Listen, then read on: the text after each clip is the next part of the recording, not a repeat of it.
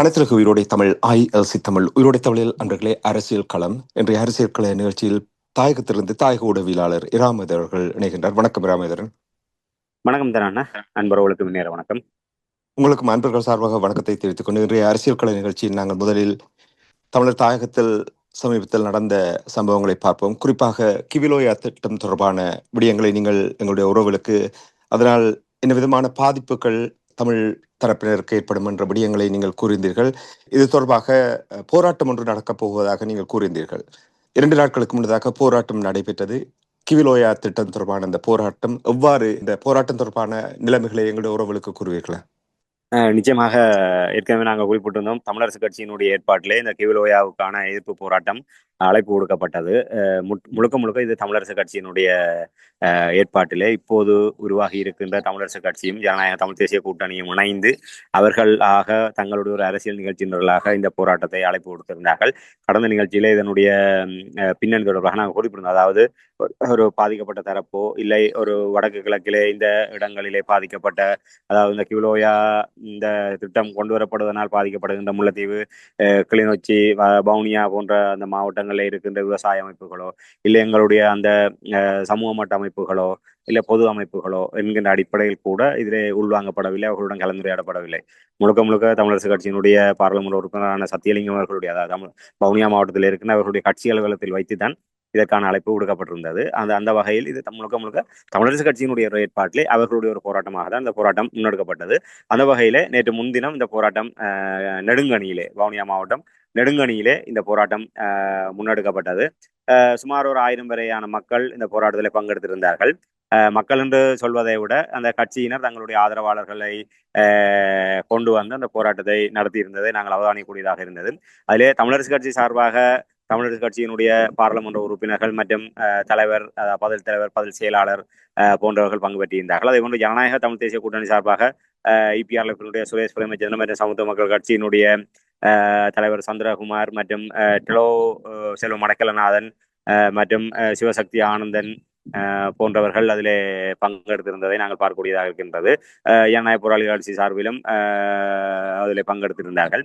ஆகவே ஜனநாயக தமிழ் தேசிய கூட்டணியும் தமிழரசு கட்சியும் இணைந்து அவர்களுடைய ஒரு அரசியல் ஒரு கட்சி இது சார்பான ஒரு போராட்டமாக இந்த போராட்டம் முன்னெடுக்கப்பட்டது. ஏன்னா நாங்கள் அந்த போராட்டத்தில் பார்க்கின்ற போது அதிலே அந்த போராட்டத்திலே பங்கெடுத்தவர்கள் தங்கள் பங்குக்கு பேருந்து வழியிலே ஆக்களை அழைத்து வந்து, சாணக்கியன் அவர்கள் பங்கு பெற்றிருந்தார். சாணக்கியன் தன்னுடைய பங்குக்கு அங்கிருந்து பேருந்து வழியே மக்களை அழைத்து வந்து இந்த போராட்டத்திலே பங்கெடுத்திருந்தார்கள். அதே போன்று ஸ்ரீதரன் அவர்களும் பங்கு பெற்றிருந்தார். ஆனால் ஸ்ரீதரன் அவர்கள் தமிழரசு கட்சி என்கின்ற நிலைப்பாட்டிலே அவரும் அதிலே பங்கெடுத்திருந்தார். ஆனால் போராட்டத்தை நாங்கள் பார்க்கின்ற போது அவர் தனித்தாக அந்த கிளிநொச்சி மாவட்டத்திலிருந்து அவர் ஒரு தன்னுடைய ஆதரவாளர்களோடு ஒரு கணிசமானவர்களோடு அவர் அந்த பங்கெடுத்திருந்தார்.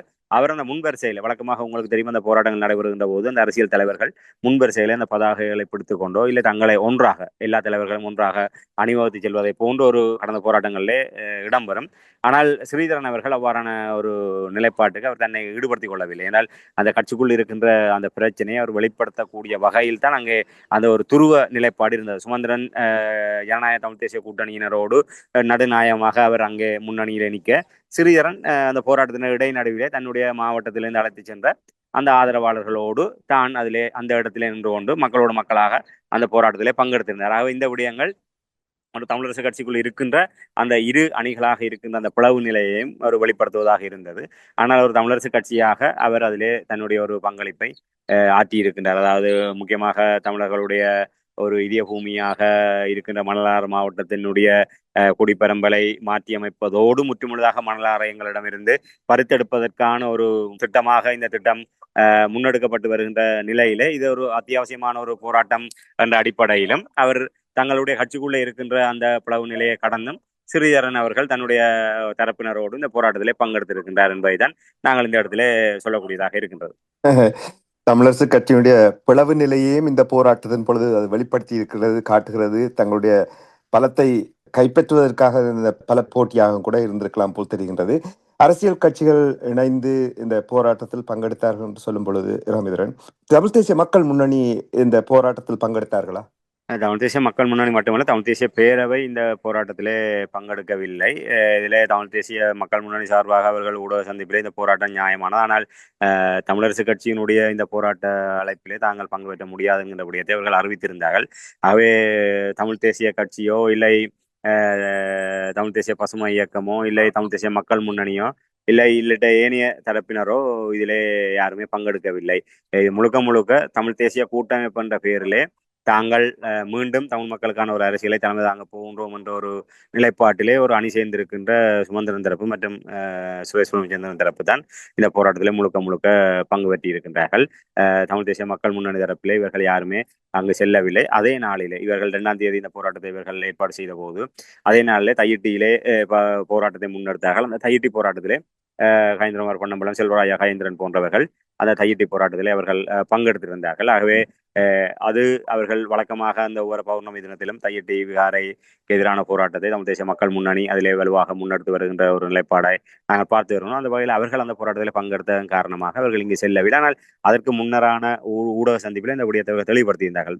கிவிலோயா என்பது எதிர்க்கப்பட வேண்டிய விடயம். பாராளுமன்றத்தில் கூட மிக காத்திரமாக அவர் தன்னுடைய உரையை ஆற்றியிருந்தார். ஆனால் தமிழரசு கட்சி தன்னுடைய ஒரு அரசியல் நோக்கங்களுக்காக இந்த விடயங்களை செய்வதாக கயந்திரமார் தரப்பு பகிரங்கமாக குற்றம் சாட்டியிருந்த அடிப்படையிலே அவர்கள் தங்களுடைய தையிட்டி போராட்டத்தின் நிமித்தமாக அவர்கள் அங்கு செல்லாத ஒரு நிலைமை இருந்ததையும் இந்த இடத்துல குறிப்பிட வேண்டும். சுரேஷ் பிரேமச்சந்திரன் தொடர்பாக கூறும் பொழுது அவர் இப்பொழுது சமீப காலங்களில் அவதானிக்கும் பொழுது சுமந்தனோடு கொஞ்சம் ஒட்டி உறவாடுவது போல் தெரிகின்றது. நாங்கள் அந்த விடயங்களை இனிவரும் காலங்களில் பார்க்கலாம். ஆனால் இப்ப நீங்க போராட்டம் தொடர்பாக நீங்கள் கூறும் பொழுது அரசியல் தரப்புகள் மட்டும்தான் இங்கே பங்கெடுத்திருப்பது போல் தெரிகின்றது. வளமையாக நீங்கள் பார்த்தீர்கள் இவ்வாறான போராட்டங்கள் நடைபெறும் பொழுது பாதிக்கப்பட்ட மக்கள் இருக்கிறார்கள், பல்கலைக்கழக மாணவர்கள் இருக்கிறார்கள், சிவில் சமூகம் இருக்கின்றன. இவை அனைத்துமே இணைந்து போராட்டத்தை நடத்துவார்கள், கோரிக்கைகளை முன்வைப்பார்கள். என்ன காரணத்துக்காக இது அரசியல் கட்சிகள் மட்டும் இங்கே போராடப்பட்டிருக்கின்றன, மற்றவர்கள் புறக்கணித்தார்களா அல்லது அவர்கள் புறக்கணிக்கப்பட்டார்களா? உண்மையில் ஏற்கனவே நாங்கள் கடந்த நிகழ்ச்சியிலே இந்த விடயம் தொடர்பாக கூறுகின்ற போதே இந்த அணுகுமுறை தொடர்பாக கூறியிருந்தோம். இது ஒரு கட்சியினுடைய தங்களுடைய அரசியல் நோக்கங்களுக்காக ஏற்பாடு செய்யப்பட்ட போராட்டம் என்ற அடிப்படை ஏற்கனவே 30ஆம் தேதி திட்டமிட்டார்கள், பின்னர் 2ஆம் தேதிக்கு மாற்றியிருந்தார்கள். இது முழுக்க முழுக்க சத்தியலிங்கம் என்கின்ற, அதாவது தமிழரசு கட்சியினுடைய தேசிய பட்டியல் ஊடாக தெரிவு செய்யப்பட்ட பாராளுமன்ற உறுப்பினரான சத்தியலிங்கம் அவர்களுடைய தலைமையிலே இதற்கான விதை போடப்பட்டது. அவர்களுடைய அலுவலகத்தில் இதற்கான கலந்துரையாடல் நடத்தப்பட்டது. முழுக்க முழுக்க அவருடைய கட்சி சார்பானவர்கள் தான் இந்த ஆரம்பகட்ட கலந்துரையாடல்களிலே பங்கு பெற்றிருந்தார்கள். அது தொடர்பான விமர்சனங்கள் எழுந்ததற்கு பிற்பாடுதான் இவர்கள் பின்னர் தாங்கள் சிவில் சமூகங்களோடு இந்த விடயங்களை கலந்துரையாடுவதிலே அதற்கு பின்னர் இன்னொரு கலந்துரையாடல் அதில் கூட வவுனியா மாவட்டத்திலே உள்ளடக்கியதாக இருக்கின்ற ஒரு ஒரு கணிசமான தரப்பினரை தான் அதிலே உள்வாங்கி இருந்தார்கள். அப்படி இருந்தும் அவர்கள் இதிலே ஒரு முழுமையாக வடக்கு கிழக்கு தழுவியதாக ஒரு தேசமாக இந்த போராட்டத்தை முன்னெடுக்கக்கூடிய வகையிலான அணுகுமுறையாக அந்த விடயத்தை மாற்றவில்லை. அதன் காரணமாக தான் இவர்கள் அந்த 2ஆம் தேதி அந்த அடுத்த கட்ட கலந்துரையாடலே அவர்களுடைய கோரிக்கையை ஏற்று தாங்கள் முடிவுகளை எடுத்ததாக காட்டுகின்ற வகையிலே 2ஆம் தேதியாக அந்த போராட்டத்தை அறிவித்தார்கள். ஆகவே உண்மை நீங்கள் குறிப்பிட்டதை போல உண்மை என்றால் நாங்கள் கடந்த காலத்தில் இந்த 16 ஆண்டுகளிலே நாங்கள் பார்த்தது என்பது ஒரு தமிழ் மக்களுடைய உரிமை சார்ந்து ஒரு தேசமாக ஒரு விடயங்களை முன்னெடுக்கின்ற போது அதிலே பிரதானமாக தவிர்க்க முடியாமல் இந்த போராட்டத்தை முன்னின்று அழைப்பு விடுவது என்பது சிவில் அமைப்புகள். அந்த சிவில் அமைப்புகள் என்று வருகின்ற போது 2 வகைப்படுத்த, ஒன்று பாதிக்கப்பட்ட தரப்பு என்பது வலிந்து காணாமலாக்கப்பட்டவருடைய உறவுகள் என்பது அது நிச்சயமாக அவர்கள் வடகிழக்கிலே இன்று ஆயுதங்கள் மௌனிக்கப்பட்டதுக்கு பின்னரான ஒரு வலுவான ஒரு அனைத்துலகத்தால் உன்னிப்பாக பார்க்கக்கூடிய ஒரு தரப்பாக அவர்கள் இருக்கின்றார்கள். ஆகவே அவர்கள் சகலவிதமான ஒரு நேர்மையாக தமிழ் தேசியத்துக்காக முன்னெடுக்கப்படுகின்ற போராட்டங்களிலே அவர்கள் தங்களுக்கு அழைப்பு விடுக்கப்படாவிட்டாலும் அவர்கள் அந்த போராட்டங்களுக்கு ஆதரவு தெரிவித்து அந்த போராட்டங்களுக்காக ஆதரவாக அறிக்கை விடுவதோடு மட்டுமல்லாமல் அந்த போராட்டங்களில் பங்கெடுத்திருக்கின்ற வரலாறை நாங்கள் பார்த்திருக்கின்றோம். அது மட்டுமல்ல, யாழ் பல்கலைக்கழகம் தமிழ் தேசிய விடுதலை போராட்டம் எங்களுடைய அரசியல் போராட்டத்துக்கு பின்னர் அதுக்கு பின்னர் ஆயுத போராட்டம் ஆரம்பித்த காலத்திலிருந்து யாழ் பல்கலைக்கழகம் என்பது ஒரு தமிழ் தேசிய போராட்டத்தோடு இரண்டரை கலந்த ஒன்றாக இருக்கின்றது. ஆகவே அது ஒரு ஆயுதங்கள் மௌனிக்கப்பட்டதுக்கு பின்னரும் அந்த போரினுடைய இறுதி காலகட்டம், சமாதான காலகட்டம் என பல்வேறு நெருக்கடிகள் வந்த காலகட்டங்களில் எல்லாம் யாழ் பல்கலைக்கழக மாணவர் ஒன்றியமும் யாழ் பல்கலைக்கழக சமூகமும் அந்த போராட்டத்தோடு மிகப்பெரிய விலை கொடுத்து அதோடு ஒன்றித்து பயணித்திருக்கின்றதை நாங்கள் பார்த்து வருகின்றோம். ஏற்கனவே கடந்த இந்த இவ்வாறான போராட்டங்கள் எல்லாம் யாழ் பல்கலைக்கழக மாணவர் ஒன்றியம் என்ன முடிவெடுக்கின்றதோ அதை தமிழ் வடக்கு கிழக்கில் தமிழ் மக்களுடைய முடிவுகளே பெரும்பாலும் ஒரு பிரதிபலிக்கக்கூடிய ஒரு நிலைப்பாட்டை நாங்கள் பார்த்து வருகிறோம். அது மறக்க முடியாத உண்மை. ஏன்னா அவ்வளவு தூரம் யாழ் பல்கலைக்கழகம் என்பது வடக்கு கிழக்கில் தமிழ் மக்களுடைய ஒரு தமிழ் தேசியத்தோடு ஒன்றித்து போன ஒன்றாக இருக்கின்றது. அதிலே அவர்கள் ஒரு இளையவர்களாக இருந்தாலும், காலத்துக்கு காலம் ஒரு வருடம் புதிய புதிய நிர்வாகங்களாக இருந்தாலும், அந்த யாழ் பல்கலைக்கழக மாணவர் ஒன்றியம் என்கின்ற அந்த கட்டமைப்பினுடைய முடிவுக்கு தமிழ் மக்கள் செவி சாய்க்கின்ற ஒரு நிலைமை இருக்கின்றது. ஆகவே அந்த யாழ் பல்கலைக்கழக மாணவர் ஒன்றியம் ஒத்திசைவாக செயல்பட்டால் அது சரியான ஒன்று என்பதை மக்கள் அளவுகோலாக எடுத்துக்கொள்கின்ற அளவுக்கு தான் நிலைமை இருந்தது. அது அப்படிப்பட்ட ஒரு நிலைமையில் கடந்த காலங்களில் சில விடயங்கள் முன்னெடுக்கப்பட்ட போது அந்த யாழ் பல்கலைக்கழக மாணவர் ஒன்றியம் அதனுடைய ஆதரவை பெற வேண்டும் என்கின்ற நிலைப்பாட்டுக்காகவே அந்த பேச்சுவார்த்தைகள் முன்னெடுக்கப்படுவதும், அந்த பேச்சுவார்த்தைகளின் நிமித்தமாக அந்த முன்னெடுப்புகள் ஒரு சரியான இலக்கு நோக்கி கொண்டு வருவதை நாங்கள் பார்த்திருக்கின்றோம். ஏன்னால் அந்த அவர்களுடைய ஆதரவு வேண்டும் என்றால் நிச்சயமாக அவர்கள் சொல்வதை கேட்டுதான் ஆகணும். அவர்கள் சொல்வதெல்லாம் தங்களை முன்னிலைப்படுத்த வேண்டும், தங்களுக்கு பேச நேரம் தர வேண்டும் என்று அரசியல்வாதிகளை போன்று கேட்பதல்ல. அவர்கள் தமிழ் தேசம் சார்ந்த அவர்கள் சில கோரிக்கைகளை முன்வைப்பார்கள். அதை அடியொற்றியதாக அந்த முடிவுகள் மாற்றி அமைக்கப்படுகின்ற வரலாறுலாம் நடந்திருக்கின்றது. நாங்கள் அதை விரிவாக பார்த்தால் நேரம் போதாது. அந்த வகையில் யாழ் பல்கலைக்கழக மாணவர் ஒன்றியம் வந்து அவர்கள் தங்களுக்கு அழைப்பு கொடுக்க வேண்டும், தங்களுக்கு விருப்பமானவர்கள் இதை செய்ய வேண்டும் என்றெல்லாம் அவர்கள் பார்ப்பதில்லை. அவர்கள் தமிழ் தேசியம் சார்ந்து இந்த விடயங்கள் முன்னெடுக்கப்படுகின்ற போது யாழ் பல்கலைக்கழக மாணவர் ஒன்றியம் இதிலே தங்களுடைய பங்களிப்பை செய்து அது தவிர இந்த பல்வேறு நில விடுவிப்புக்கான போராட்டம் என்பது இன்று பல தமிழ் மக்களுடைய ஒரு பாரிய ஒரு பிரச்சனையாக இருக்கின்றது. ஆகவே அப்படி அவர் பாதிக்கப்பட்ட தரப்புகள் பலர் இருக்கின்றார்கள். இன்று அரசியல் கைதிகளுடைய விடுதலைக்கான குரலற்ற குரல் அமைப்பு மற்றும் மீனவர் சமுதாயம் வடமாகாண சம்மேளனங்கள் இருக்கின்றது. ஆகவே அப்படி எந்த பாதிக்கப்பட்டாங்க அவர்களுக்கெல்லாம் யாருமே அழைப்பு விடுறாங்க. இதெல்லாம் ஒரு பெரிய ஆதங்கமாகவே பல சந்தர்ப்பங்களை கதைத்திருக்கின்றோம். அதாவது இந்த போராட்டங்கள் நடத்துபவர்கள், போராட்டம் தொடர்பாக முடிவெடுப்பவர்கள் ஒரு 4 சுவற்றுக்குள்ளாக இருந்து முடிவெடுத்து விட்டு அந்த மக்களை பற்றி, அந்த சமூக மட்ட அமைப்புகளை, இல்லை அந்த மக்கள் உண்மையாக ஒரு ஆழமாக ஒரு வேரோடி இருக்கின்ற அந்த கட்டமைப்புகளை பற்றி இவர்கள் சிறிதும் கவலைப்படுவதில்லை. அவர்களுடன் ஒரு மரியாதை நிமித்தமாக தன்னை கதைப்பதில்லை.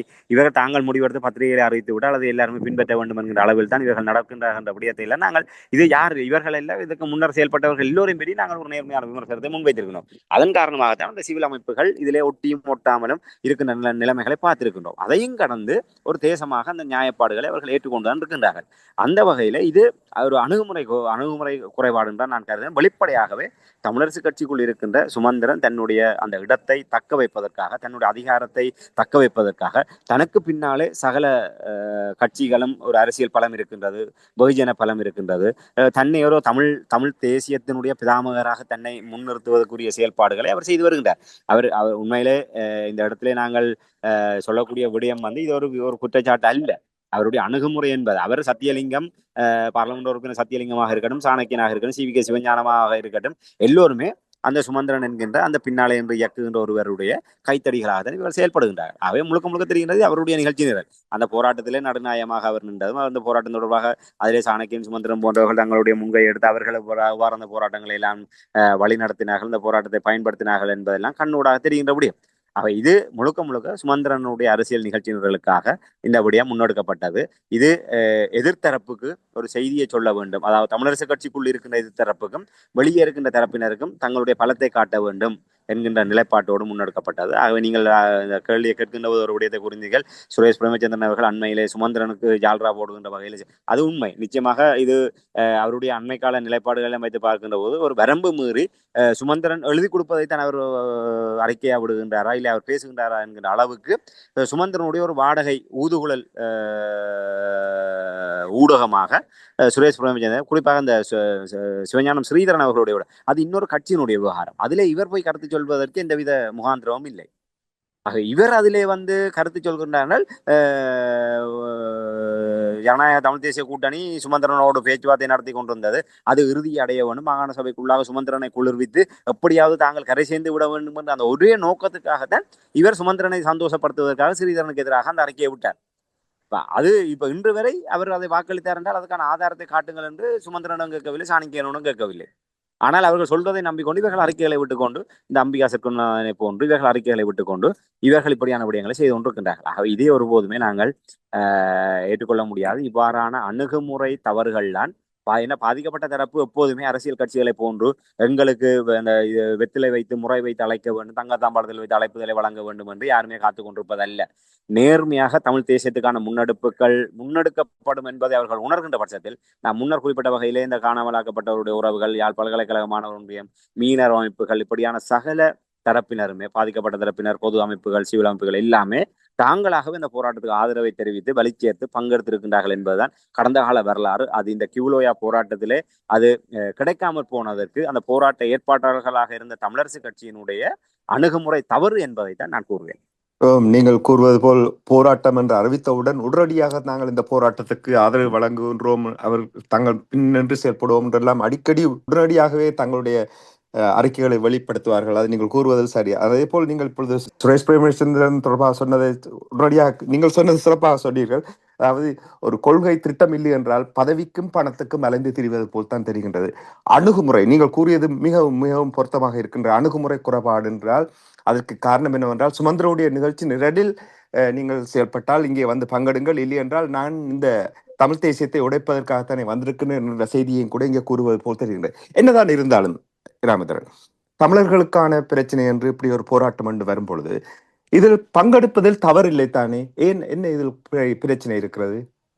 இல்லை, நாங்கள் சரியான விடயம் என்பதற்காக இதுவரை காலமும் உங்களுக்கு தெரியும், டக்ளஸ் சிவானந்தா, அங்கே ராமநாதன் போன்றவர்களும் தென்னிலங்கை கட்சிகளுடைய முகவர்கள் பல்வேறு போராட்டங்களை பல்வேறு விடயங்களை இங்கே முன்னெடுத்திருக்கின்றார்கள்.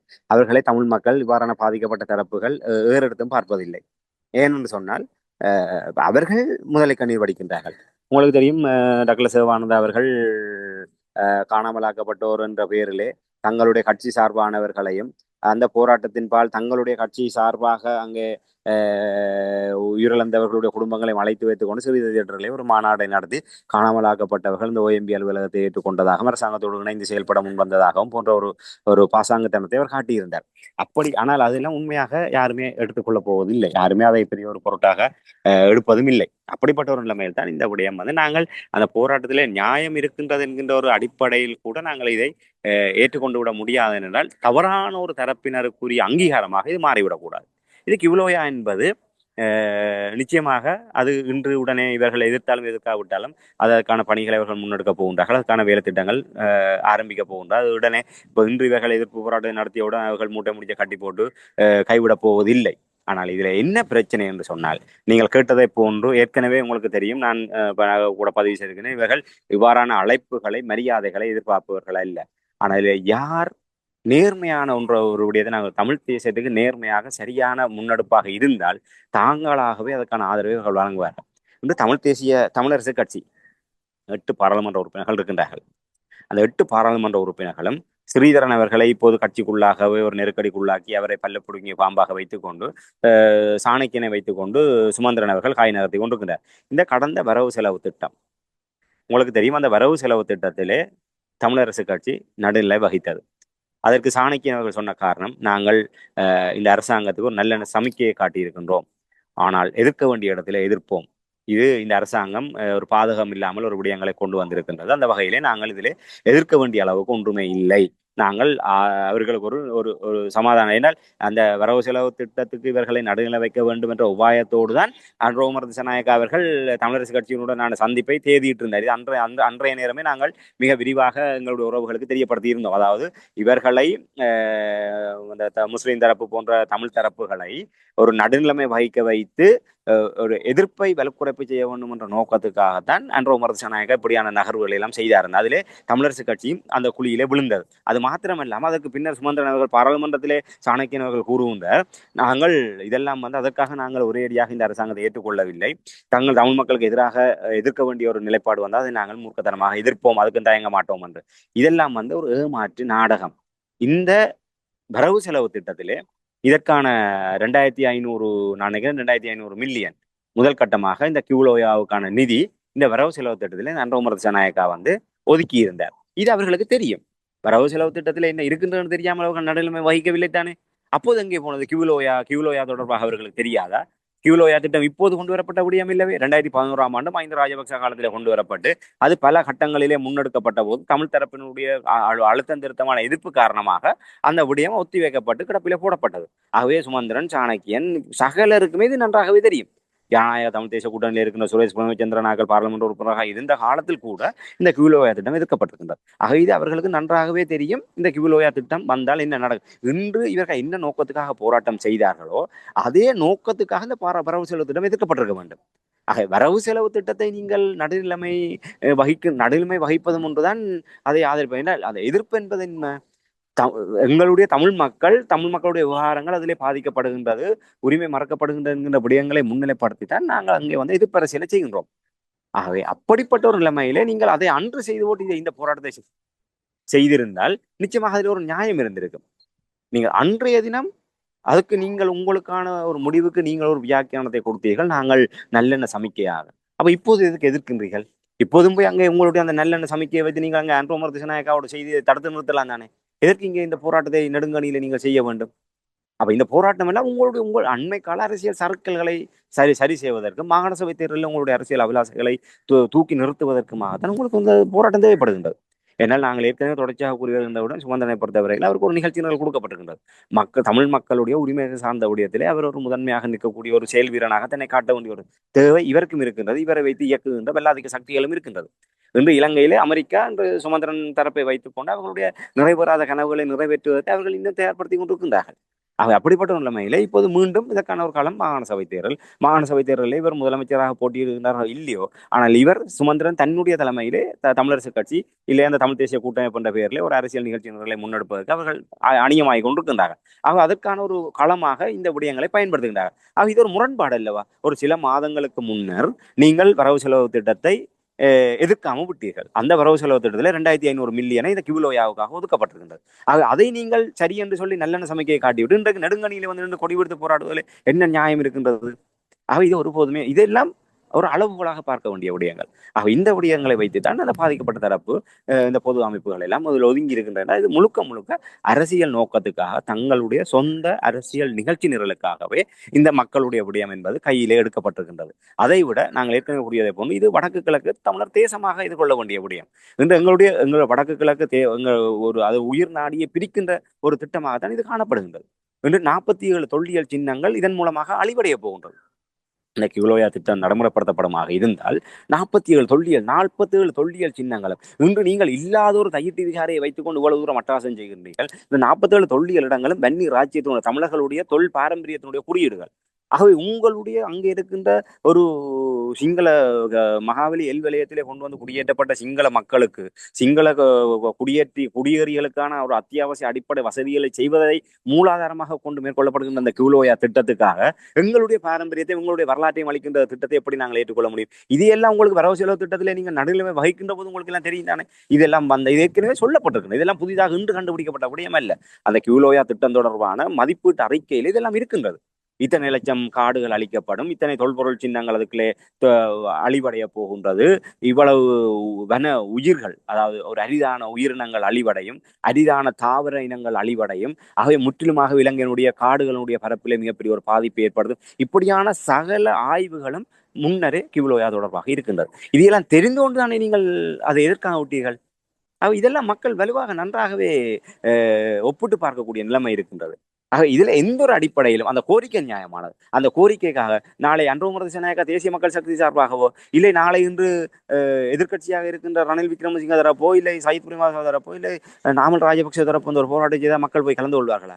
நாமல் ராஜபக்ச ரணில் தரப்பும் ஒன்றுதான், சுமந்திரன் சுரேஷ் பிரமச்சந்திரன் தரப்பும் ஒன்றுதான். அந்த அளவில் தான் இந்த தரப்புகள் இதை புறமுதுக்கி பார்த்திருக்கின்றன. அதிலே நான் ஒருபோதும் தவறு கண்டுபிடிக்க போவதில்லை. இவ்வாறு பிள்ளையாக நாங்கள் இதை ஒன்றை செய்து விட்டோமாக இருந்தால் நாளை சரியான விடயங்களுக்கு நாங்கள் எதுவுமே செய்ய முடியாத ஒன்றாக போயிருக்கும்.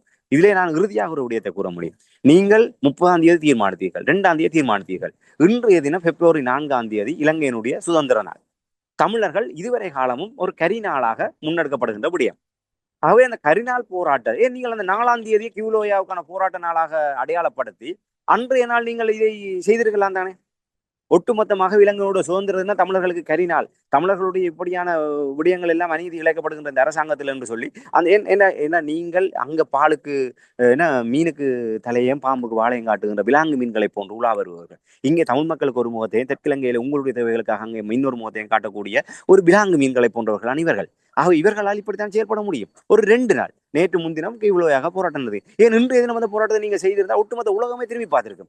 இலங்கையிலே, தெற்கிலங்கையிலே தங்கள் சுதந்திரம் கிடைத்த அவர்கள் கொண்டாடுகின்ற இதே நாளிலே வடக்கிலே தமிழர்கள் தங்களுடைய உரிமை பறிபோகின்றது என்று அங்கே ஒரு மிகப்பெரிய ஒரு திரள் போராட்டத்தை நடத்தி இருக்கின்றார்கள் என்ற செய்தி உலகத்துக்கு நாங்கள் சொல்லி இருக்கலாமா இல்லையா? நீங்கள் நாங்கள் இந்த போராட்டத்தின் மூலமாக இதை சொல்ல விரும்புகின்றோம். தமிழ் மக்கள் நாங்கள் இந்த போராட்டத்தின் மூலமாக சில விடயங்களை நாங்கள் குறியீடாகத்தான் சில அடைவுகளை நாங்கள் அடைய முடியும். அதுதான் எங்களுடைய போராட்டங்கள்.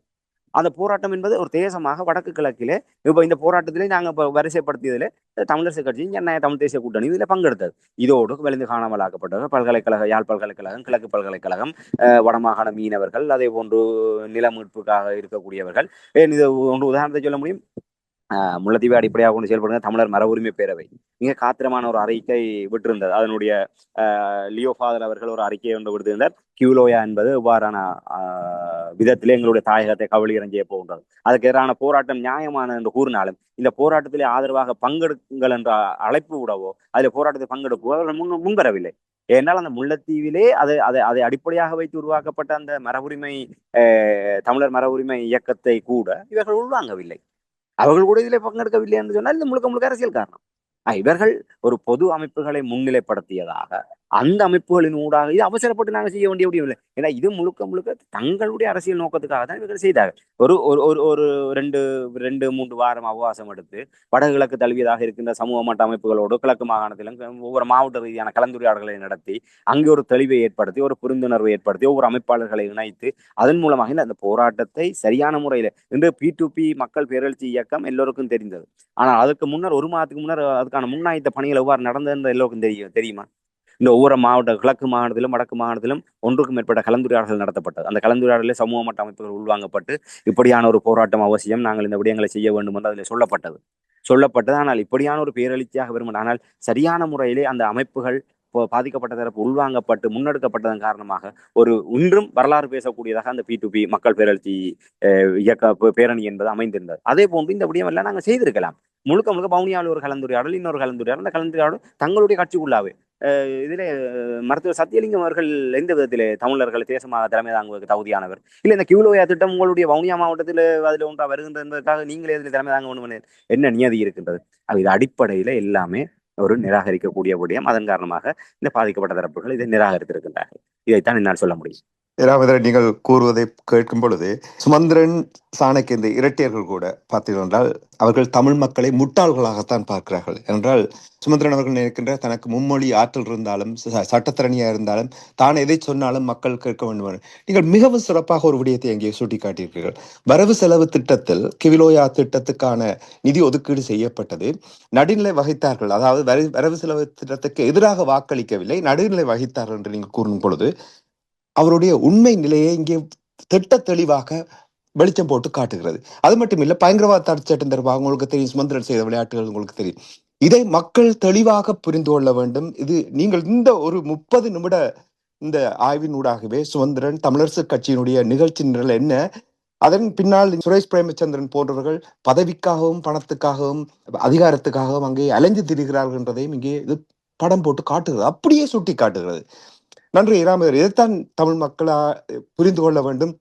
இதைத்தான் நாம் ஒரு பொறுப்போடு இருக்கின்ற ஊடகமாக இந்த மக்களுக்கு இந்த விடயங்களை வெளிப்படுத்தும் பொழுதுதான் அவர்களும் ஒரு நிதானமாக தங்களுடைய முடிவுகளை அவர்கள் எடுக்கக்கூடிய ஒரு நிலைமையை ஏற்படுத்தலாம் என்பதை கூறிக்கொண்டு நன்றி ராமேந்திரன். மிகவும் சிறப்பாக கிவிலோயா திட்டத்துக்கான அந்த போராட்டம் எவ்வாறு சுய நலத்துக்காக, அரசியல் நலத்துக்காக, தங்களுடைய லாபத்துக்காக, தங்களுடைய பதவிக்காக இந்த போராட்டம் நடைபெற்ற என்ற விடயங்களை உயிரோடை தமிழ் உறவுகளுக்கு எடுத்து வந்தமைக்காக உயிரோடை தமிழ் அன்பர்கள் சார்பாக நன்றி குறிக்கொண்டு மீண்டும் ஒரு நிகழ்ச்சி எழுந்திருப்போம். அதுவரைக்கும் நன்றி, வணக்கம். நிச்சயமான நன்றி, வணக்கம்.